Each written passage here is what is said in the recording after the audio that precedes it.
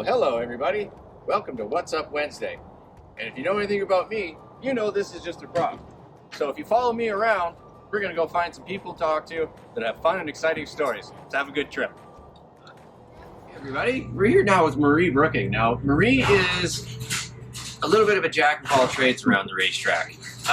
She is our outrider. She has a few of her own horses, and a few minis over in the corner you might see in a minute. But Marie, first, tell us about Leo. Tell us about our outrider horse. Okay, so Leo is a Pennsylvania bred trotter. He's Lindy, Leonardo da Lindy is his name. He is from Lindy Farms down there.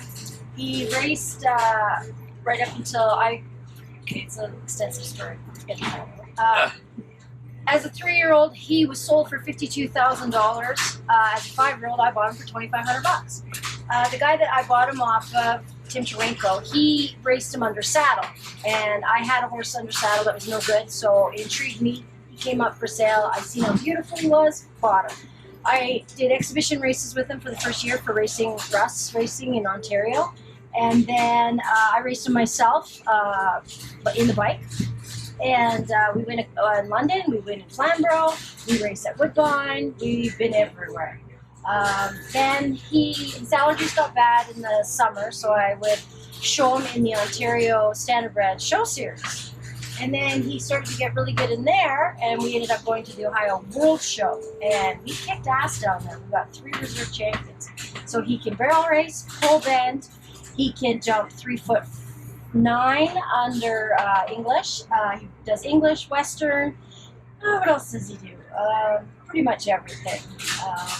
And you know, that's one of the cool things about standardbreds is they're really a jack of all trades like Marie. Like, they can pull a wagon, you can ride them, you can get them to do anything. That's why once they've retired, they have such good careers usually, like doing so many other things. Yeah, and then I always wanted to be an outrider, and then I got the call that their outrider had retired up here. So I called, I was in Ontario, and I asked to get the job, and I got it.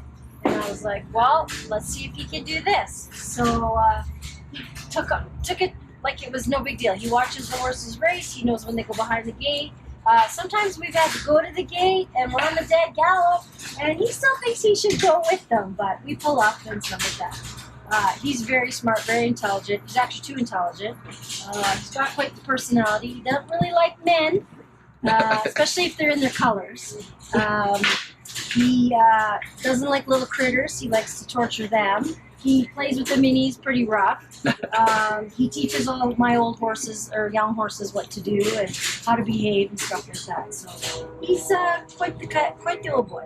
And like I said, aside from just being our outrider, I shouldn't say just being our outrider, it's a full-time job really taking care of Leo and most of the drivers out there.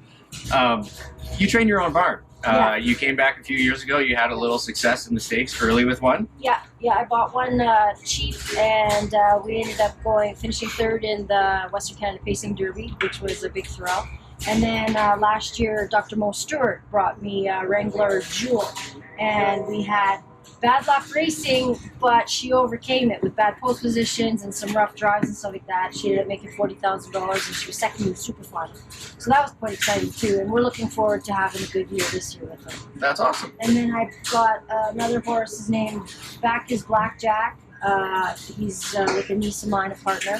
And then last year I worked the yearling sale, and I'm walking this colt in the sale, and I'm like, he's not going very expensive, and he's really cute, and I liked his conformation and his breeding, and I ended up bidding on him while I was walking him in the sale ring, and I bought him. Oh, it's one of the beautiful things about horse racing. If you think you have too much money, there's always another horse to buy. Yeah.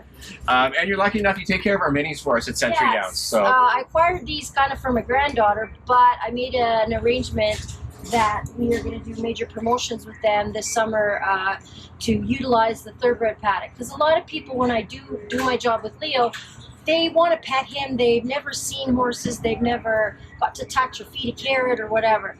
So with these little guys, one will be in the little buggy and one will be under saddle. So kids can come and give them carrots and pet them and play with them and just, maul them and stuff like that. And we'll have other big horses there too for them to visit. I have another outriding horse that can take that position.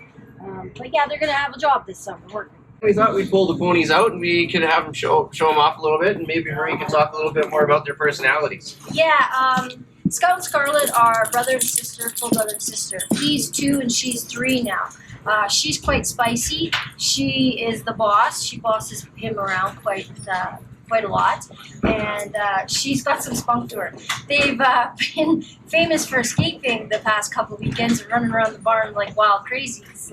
But he's really got a great personality.